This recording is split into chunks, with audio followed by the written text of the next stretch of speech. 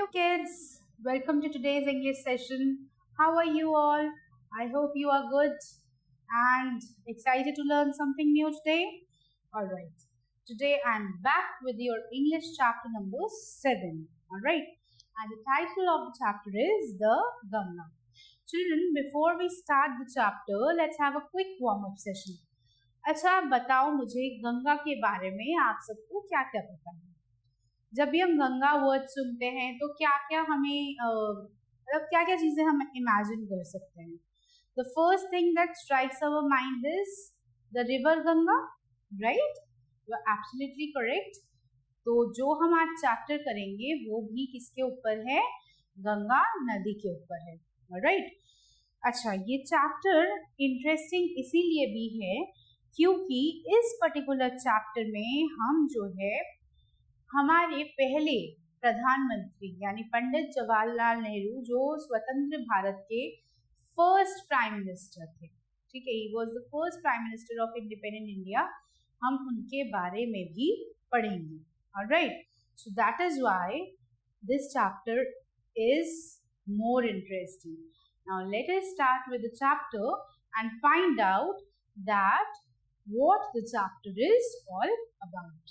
Pandit Jawaharlal Nehru was the first Prime Minister of independent India. He has written in his will that what should be done to his body after his death. तो पंडित जवाहरलाल नेहरू, जैसे कि मैंने आपको बताया कि ये कौन थे, ये स्वतंत्रता सेनानी तो थे ही, साथ ही में स्वतंत्र भारत के पहले प्रधानमंत्री थे. ठीक है, ये सबसे पहले जब हमारा देश आज़ाद हुआ है ना, ब्रिटिशर्स जब चले गए देश से और इंडिया फर्स्ट टाइम अपनी गवर्नमेंट फ्रेम की इंडिया ने, तब ये प्राइम मिनिस्टर बने. ठीक है, first ever prime minister of independent India. और उन्होंने क्या किया है, उन्होंने अपनी will, now here we have come across a word will. ठीक है बेटा, विल का जो मतलब होता है ना, यहाँ पे विल वर्ड जो है, it's not a verb, not a modal. Here will word means a noun. ठीक है, noun is a name of an animal, place or thing. So here will जो word है वो एक object है, it is a thing. Now what is it? है क्या? तो basically कई लोग, ठीक है, बहुत से लोग क्या करते हैं, जब वो जिंदा हैं यानी अपने जीवन काल में जब वो जीवित हैं, वो अपनी कुछ इच्छाओं को लिस्ट कर देते हैं. ठीक है, कि मरणोपरांत यानी मरने के बाद जब उनकी मृत्यु हो जाए तो उनकी जो प्रॉपर्टी है वो कैसे डिवाइड करनी है, या उनकी कुछ जो शेष इच्छाएं होती हैं क्या किया जाए. ठीक है, तो ये सब जो है क्या होता है, एक लीगल पेपर में लिखा होता है, यानी ऑफिशियली कानूनी पेपर पे लिखा होता है, और इसको ही हम क्या बोलते हैं, विल यानी वसीयत. ठीक है. So Nehru ji had also written a will in which he has clearly stated कि उनकी मृत्यु के बाद उनका जो देह है, उनकी जो बॉडी है, उसके साथ क्या किया जाए. और जो राख है, राख मीन्स हिंदू मान्यता के अनुसार हम क्या करते हैं, जब किसी की मृत्यु हो जाती है तो हम उसको जला देते हैं, और जलाने के बाद जो अस्थियां होती हैं उसको जो है प्रवाहित कर देते हैं, बहा देते हैं जल में. तो उन्होंने भी यही बोला है कि उनकी अस्थियों के साथ क्या करना है. ठीक है, तो लेट अस फाइंड आउट कि what he has expressed, what kind of desire he has expressed in this chapter. And furthermore he has also expressed his love and affection for the reverse Ganga and Yamuna. ठीक है, ये जो उनका जो वसीयत है, उनकी जो विल है, उसमें उन्होंने गंगा और यमुना दोनों ही नदियों के प्रति अपना असीम प्रेम जो है उसको दर्शाया है. So let's get started. I have received so much love and affection from the Indian people that nothing that I can do can repay even a small fraction of it.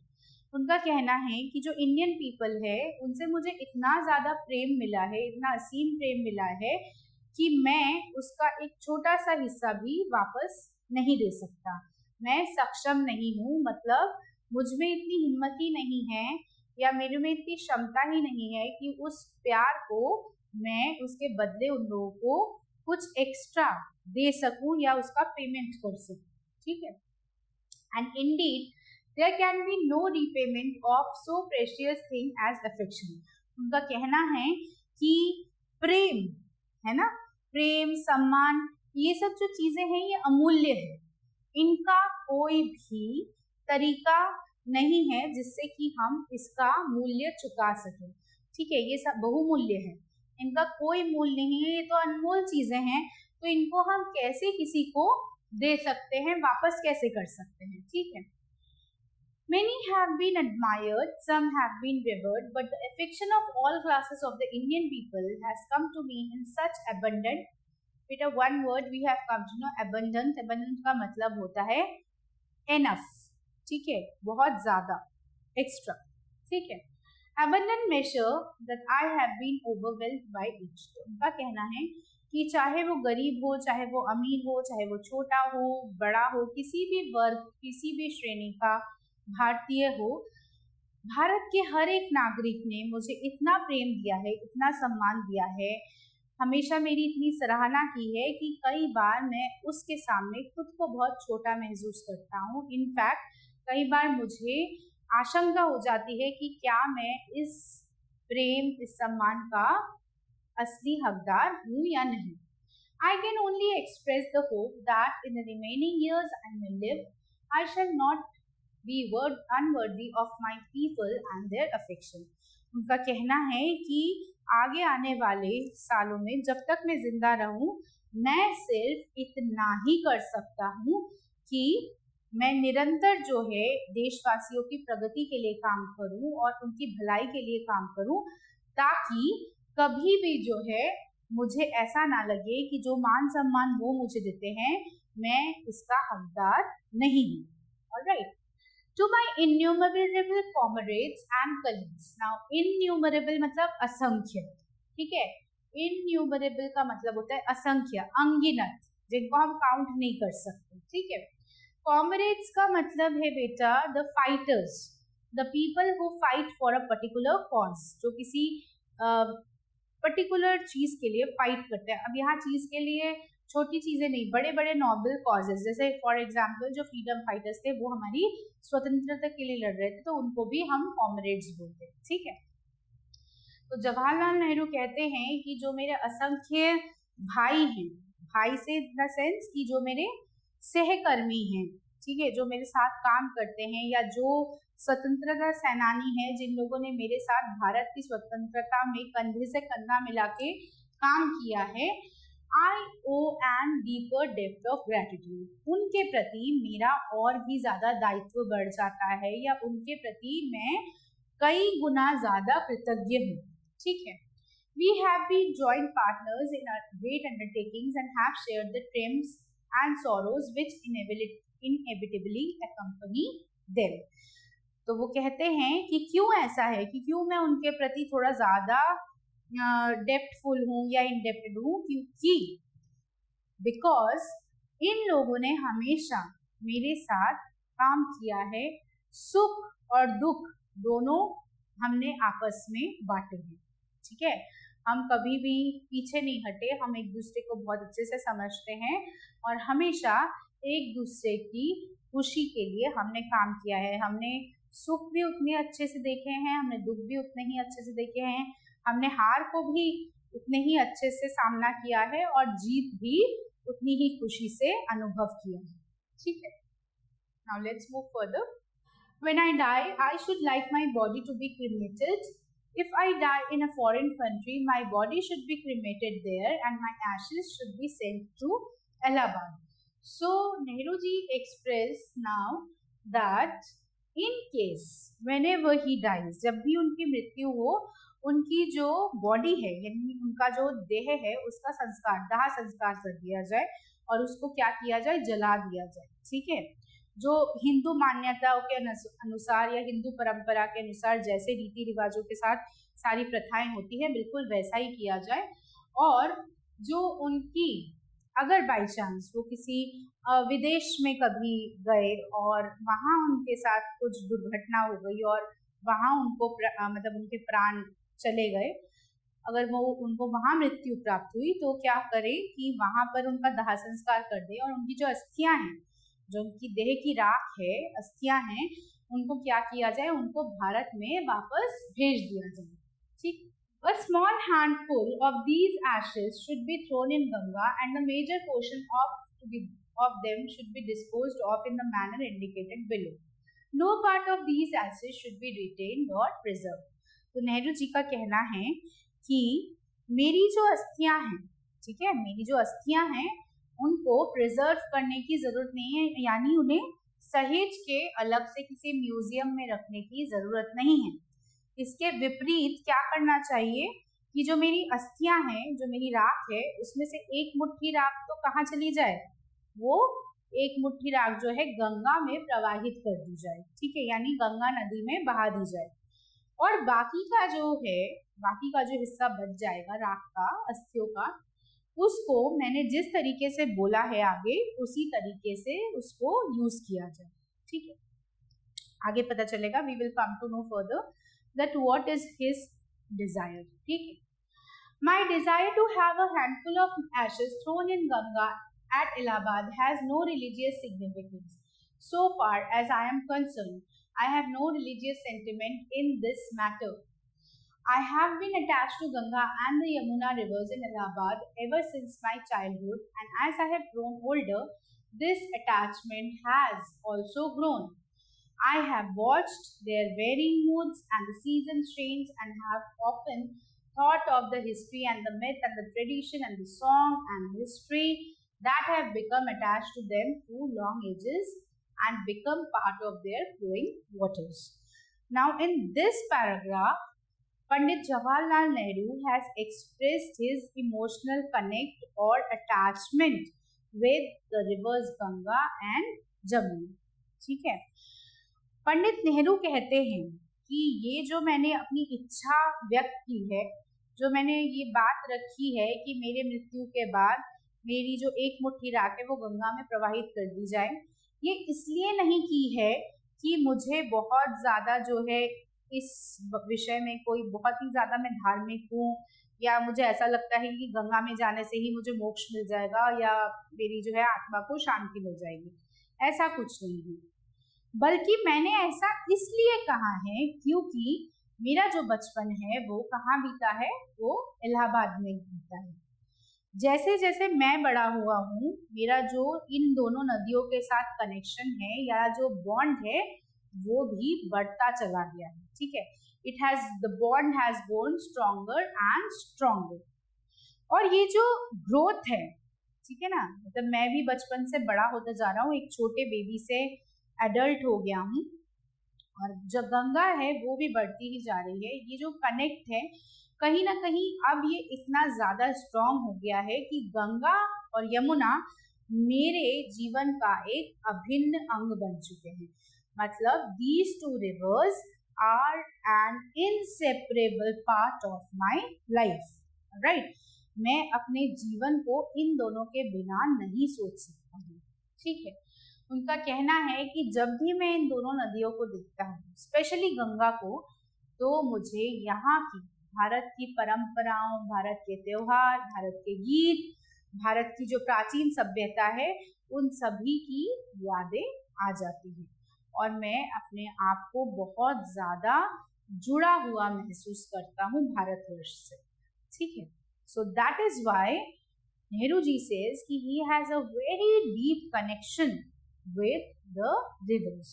All right, the Ganga especially is the river of India, beloved of her people, round which are intertwined her racial memories, her hopes and fears, her songs of triumphs, her victories, and her defeats.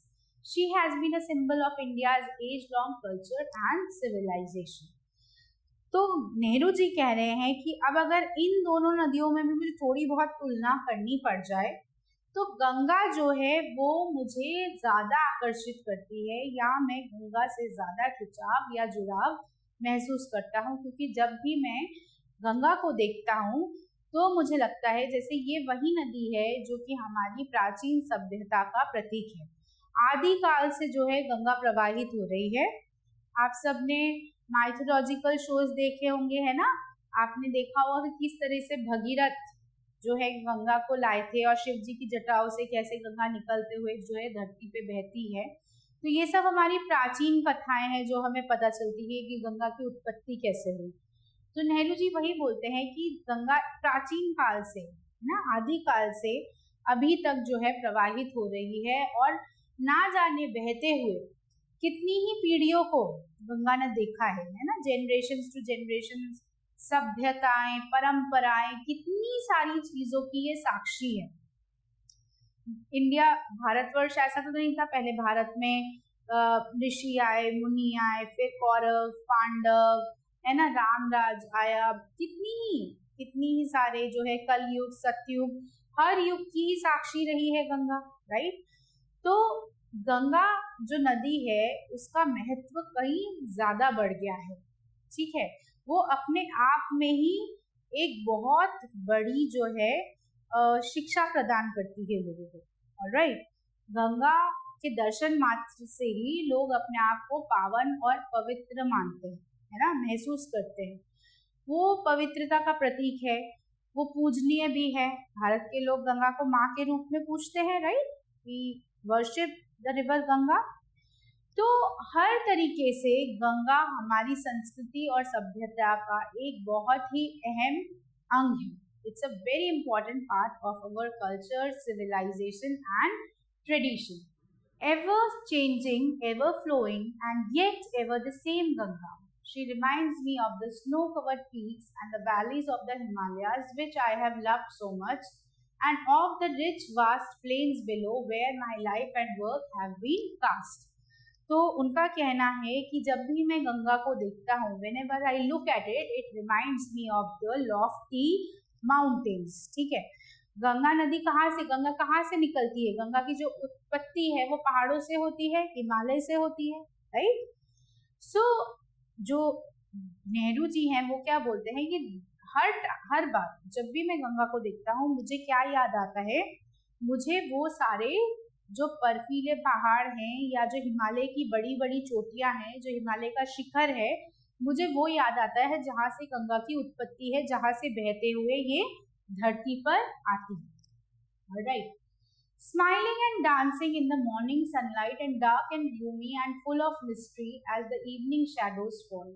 A narrow, a slow and graceful stream in winter and a vast roaring thing during the monsoon. Broad-bosomed almost in sea and with something of the sea's power to destroy, the Ganga has been to me a symbol of memory of the past of India, running into the present and flowing onto the great ocean of the future. Now this particular paragraph is a beautiful paragraph, all right. This particular paragraph is a beautiful paragraph, clear, which describes the vivid variety of Ganga, ठीक है। गंगा अपने आप में ही निरंतर बदलती रहती है। कैसे बदलती है? देखो, जब मॉर्निंग में हम गंगा नदी को देखते हैं तो क्या होता है, गंगा का पानी बहुत क्लियर, बहुत साफ, स्वच्छ होता है, जिसको हम इजीली, क्योंकि सूरज की किरणें पड़ रही हैं तो हम अंदर भी देख पाते हैं कि नदी के अंदर क्या है, ठीक है। सो ऐसा लगता है जैसे हम आर पार देख सकते हैं। धीरे धीरे जैसे जैसे दिन ढलता जाता है ना, जैसे जैसे शाम होने लगती है, तो यही नदी ऐसा लगता है जैसे अपने अंदर बहुत सारे राज समेटे हुए। क्यों? Because the entire place also grows dark and in the darkness the water also becomes black, है ना। पानी जो है, क्योंकि रोशनी चारों तरफ अंधेरा है तो पानी में भी हमें अंधेरा ही नजर आता है, तो हम अंदर तो देख नहीं सकते कि क्या है। तो ऐसा लगता है जैसे मानो कितने ही राज गंगा ने अपने अंदर समेट लिए हैं, ठीक है। और इसके अलावा गंगा क्यों बदलती रहती है? कभी तो बहुत ही आराम आराम से चलती है, कभी बहुत ज्यादा जो है अटखेलियां लेती है ना, गंगा में लहरें उठती हैं, फिर लहरें गिरती हैं। और कभी कभी तो मॉनसून सीजन में, यानी बारिश के मौसम में, पानी बहुत ज्यादा लेवल जो है बढ़ जाता है और ऐसा लगता है जैसे गुस्से से गरज रही है और प्रकृति में प्रलय ला देगी, यानी सब कुछ तहस नहस कर देगी, विध्वंस कर देगी, है ना। जब बाढ़ आती है तो वो अपने साथ बहा के चली जाती है, चीजों को नष्ट कर देती है। तो कभी तो बहुत ही शांत सरल स्वभाव है गंगा का, और कभी क्या है, कभी रौद्र रूप है, कभी गुस्से वाला रूप है, ठीक है, कि मुझे गुस्सा आ गया है और मैं जो है सब अपने चारों ओर जो है सारी चीजें तबाह कर दूंगी। नेहरू जी गंगा को किस रूप में देखते हैं? नेहरू जी का कहना है कि मेरे लिए अगर कोई मुझसे पूछे तो गंगा मेरे लिए मेमोरी ऑफ पास्ट है, यानी भारत के प्राचीन काल का एक विकल्प है, ठीक है। यानी मुझसे अगर कोई पूछे कि भारत के प्राचीन काल का साक्षी कौन है, तो मैं गंगा का एग्जाम्पल दूंगा, ठीक है। और ये क्योंकि अभी भी बह रही है, तो ये हमारे अभी यानी जो अभी हमारा समय बीत रहा है यानी वर्तमान है, उसकी भी साक्षी है। और साथ ही में ये हमारे भविष्य में भी बहेगी, तो भविष्य की भी साक्षी बनेगी। तो ये एक ऐसी कड़ी है जो भूत, वर्तमान और भविष्य तीनों कालों को एक साथ जोड़ रही है, ठीक है। गंगा पहले भी प्रवाहित हो रही थी, पास्ट में भी फ्लो हुई है, प्रेजेंट में भी फ्लो हो रही है, and it will be flowing in the future as well. So it is a connection of past, present and future. ठीक है? So we can say it connects the history also, ancient history, medieval history and modern history. And though I have discarded much of the past tradition and custom, and I am anxious that India should rid herself of the shackles that bind and constrain her and divide her people, and suppress vast numbers of them. Now, here Pandit Nehru says कि हालांकि मैं religious beliefs या sentiments में बहुत ज़्यादा विश्वास नहीं करता। क्यों? क्योंकि इंडिया में जहाँ बहुत सी चीज़ें सीखने लायक हैं या बहुत सी चीज़ें हमें प्रेरणा देती हैं, उसी प्रकार कुछ ऐसी चीज़ें भी हैं इंडिया में जो हमें भूल जानी चाहिए या जिनका हमें पारंपरिक रूप से निर्वाह नहीं करना चाहिए। अब वो क्या चीजें हैं? वो हैं जो हमारी रूढ़िवादी सोच है या ऐसी परंपराएं या कुरीतियां जो हमें आगे बढ़ने से रोकती हैं, ठीक है। Here we have come to know about a word shackles. shackles का मतलब होता है बेटा बेड़ियां, जंजीरें, जिन्होंने हमें जकड़ के रखा है, ठीक है। Then bind and constrain. Bind का मतलब है बांधना, बंधन में बांध देना, और constrain मतलब रोकना, आगे बढ़ने से रोकना, ठीक है।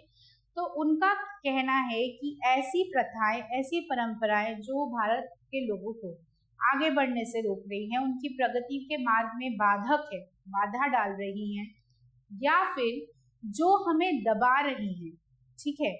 जिन परंपराओं के बोझ के तले हम दबते जा रहे हैं, और जो परंपराएं किसी का भला नहीं कर रही हैं, किसी को दुख पहुंचा रही है, किसी की भावनाओं को ठेस पहुंचा रही हैं, ऐसी परंपराएं हमें छोड़ देनी चाहिए, हमें ऐसी परंपराओं का त्याग कर देना चाहिए।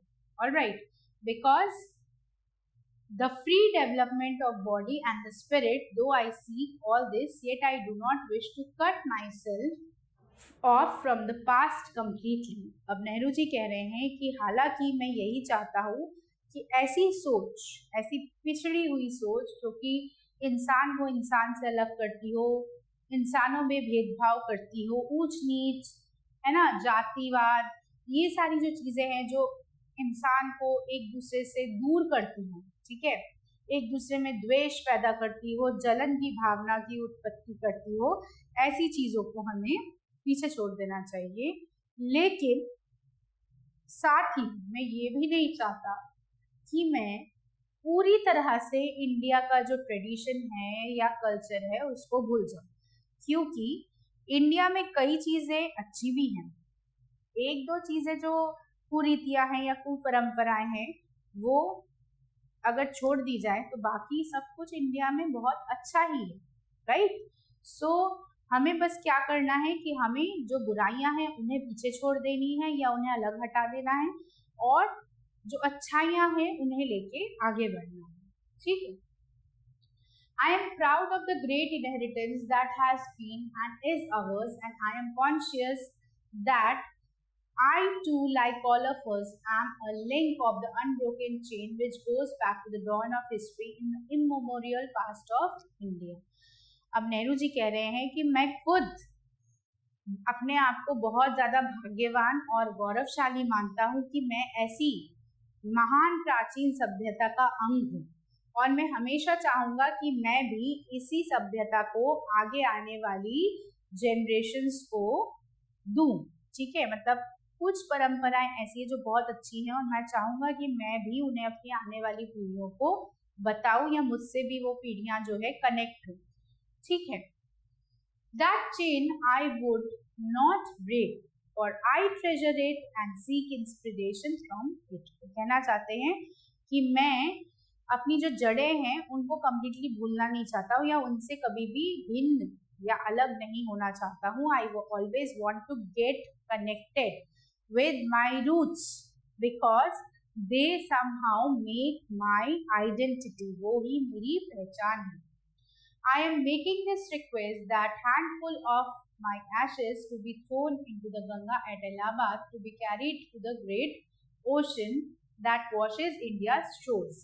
तो नेहरू जी क्या कह रहे हैं कि मेरी कुछ अस्थियां तो हैं, जो मैंने कहा था कि मुट्ठी भर अस्थियां तो गंगा जो कि इलाहाबाद में है वहां प्रवाहित कर दी जाए, और बाकी की जो एशेज है उनका क्या करना है। The major portion of my ashes should however be disposed of otherwise। यानी जो मेरी बची हुई अस्थियां हैं उनको किसी और तरीके से इस्तेमाल करना है, उनका कुछ और करना है। क्या करना है? I want these to be carried high up into the air in an aeroplane and scattered from that height over the fields where the peasants of India toil, so that they might mingle with the dust over the fields and soil of India and become an undistinguishable part of India। ठीक है, अब नेहरू जी बोल रहे हैं कि जो मेरी अस्थियों का बचा हुआ पोर्शन है, यानी एक बड़ा हिस्सा, मुट्ठी भर राख तो गंगा में प्रवाहित हो जाएगी, लेकिन बाकी का तो पूरा बच जाएगा ना। तो वो बची हुई अस्थियों का क्या करना है, उन्हें बहुत ऊंचा लेके जाना है हवा में, और ऊंचा उठने के लिए हमें क्या चाहिए, हमें एरोप्लेन चाहिए। तो वो कहते हैं कि मेरी राख को हवाई जहाज के थ्रू यानी एरोप्लेन के थ्रू ऊपर लेके चले जाओ, और फिर इसे कहाँ बिखेर दो, इंडिया के खेतों में, भारत के लहलहाते खेतों में मेरी वो बची हुई राख जो है बिखेर दो, ताकि मेरी जो राख है वो भारत की मिट्टी के साथ मिल जाए और मैं कभी भी इससे अलग ना हो सकूं, मैं हमेशा इसके साथ जुड़ा रहूं। ठीक है, मेरी जो आत्मा है, my soul should be always attached to the roots and the soils of India। Certain new words we have understood and read here, so let's find out। First word is scatter। Scatter means बिखेरना। ठीक है, बिखेरना। ठीक है, then another word is peasants। Peasants means farmers। ठीक है, किसान, जो लोग खेतों में काम करते हैं। Toil, T-O-I-L, toil। Toil means working tirelessly, यानी खेतों में मेहनत करते हुए, हार्ड वर्क। ठीक है, मिंगल, मिंगल का मतलब मिक्स करना, किसी के साथ मिक्स अप करना। Right, indistinguishable, indistinguishable means inseparable, जिसमें से हम अलग ना कर सकें। ठीक है, किसी चीज को इस तरह से मिक्स कर दिया जाए कि उसमें से दो पार्ट्स में अलग या विभाजन ना हो सके। I have written this will and testament in New Delhi on the 21st day of June in the year 1954। So the last line of the chapter, Nehru ji has mentioned the date on which he had written his will। और कब लिखी थी उन्होंने will? उन्होंने ये will जो है new Delhi यानी नई दिल्ली में बैठ के किस दिन लिखी थी? 21 जून, 21 जून को लिखी थी, और 1954 में लिखी थी। ठीक, so I hope children you have understood the chapter very well. कहीं पे आपको समझने में कोई मुश्किल नहीं आई हुई होगी। The chapter is a very beautiful way through which Nehru ji has not only expressed his desire about his cremation, but also he has expressed his gratitude and love towards his countrymen, and further he has also expressed his desire to always remain inseparable with India। All right, chapter के माध्यम से कहीं ना कहीं पंडित जवाहरलाल नेहरू ने बहुत ही खूबसूरती के साथ दोनों महानदी गंगा और यमुना की विशेषताएं भी बताई हैं और साथ ही में देशवासियों को एक बहुत ही सुंदर मैसेज दिया है कि हमें हमेशा अपनी जो परंपराएं हैं या अपनी जो जड़ें हैं उन्हें नहीं भूलना चाहिए, उनको साथ में लेके निरंतर प्रगति के मार्ग पे आगे बढ़ते रहना चाहिए. Alright, so with this we finish with your lesson, children. Now it's time to move towards the exercises. So let's move towards the exercises. Exercise number A says take the correct option. Alright, certain statements are given and we have to take the options which are given. First, the Ganga is a river of India, Russia, USA, South Africa. तो गंगा कहाँ बहती है? India में ना. हाँ, India की river है, so that is why the answer is India. Okay. Nehru ji wrote will and testament in Mumbai, New Delhi, Kolkata और चेन्नई. कहाँ पे लिखा था? जस्ट अभी अभी हमने पढ़ा है चैप्टर फिनिश करने से पहले, जो लास्ट लाइन था चैप्टर का, उसमें नेहरू जी ने कहा है कि मैंने यहाँ बैठ के अपना जो है विल लिखा है. तो कहाँ लिखा है? न्यू दिल्ली, यानी नई Delhi. That is why option B is correct. Nehru ji received so much love and affection from his wife, his daughter, Indian people, his father. So the answer is option number C, that is Indian people. उन्होंने पूरे chapter में कई जगह पे इस बात का उल्लेख किया है कि उन्हें भारत के लोगों से असीम प्यार और सम्मान मिला है. Fourth, Nehru ji desires to have a handful ashes thrown in the Ganga at what? Now children, Ganga is a river which flows through different cities of India. कई क्षेत्रों में से गंगा जो नदी है बहते हुए गुजरती है. ठीक है, गंगा हरिद्वार में भी है, ऋषिकेश में भी है, बनारस में भी है, इलाहाबाद में भी. लेकिन नेहरू जी ने कहाँ प्रवाहित करने के लिए बोला है? नेहरू जी ने कहा है कि वो उनकी जो अस्थियां हैं उनको गंगा जो इलाहाबाद में है वहां प्रवाहित किया जाए. ठीक है, जो गंगा इलाहाबाद में बहती है वहां पे प्रवाहित किया जाए. Why? Because he has spent his childhood over there. उन्होंने अपना बचपन वहां बिताया है और वहीं पे धीरे धीरे जो है उनका जो गंगा और यमुना के साथ एक अजीब सा अभिन्न बॉन्ड जो है डेवलप हुआ है. ठीक. B exercise now, fill in the blanks. Let's start. First sentence, I have been attached to the dash and the dash rivers in Allahabad. कौन सी दो नदियों के साथ नेहरू जी अपने आप को बहुत ज़्यादा अटैच या कनेक्टेड मानते हैं? So the answer is Ganga and this is Jamuna. ठीक है चिल्ड्रन, जमुना हमने यहाँ पे यूज किया क्योंकि पहले हम यमुना नदी को जमुना ही बोलते थे. ठीक है, तो अगर आप कहीं पे जैसे बुक्स में पढ़ रहे हैं कहीं पे मेंशन हो जमुना तो कंफ्यूज नहीं होना है. Jamuna and Yamuna are both the same rivers. ठीक. Now that chain I would not break for I dash it and seek inspiration for it for I cherish it. या तो चेरिश लिख सकते हैं और you can write respect. Both are correct. ठीक है. Now third, when I die I should like my body to be cremated. उन्होंने क्या कहा था कि जब मेरी डेथ हो, जब मेरी मृत्यु हो, तो मेरी बॉडी को प्रॉपर पूरे हिंदू रीति रिवाज के हिसाब से उसके अनुसार दाह संस्कार कर दिया जाए, यानी क्रिमेट कर दिया जाए. सो cremated.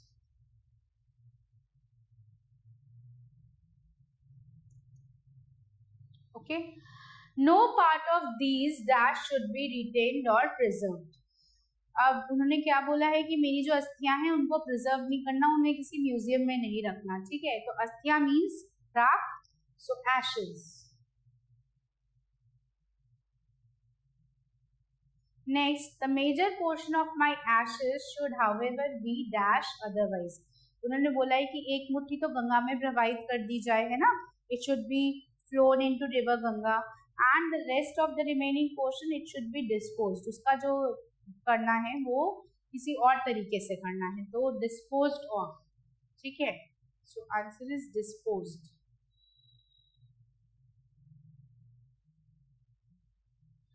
All right, children. So we are done with tick the correct answers and fill in the blanks. Now move to the next segment.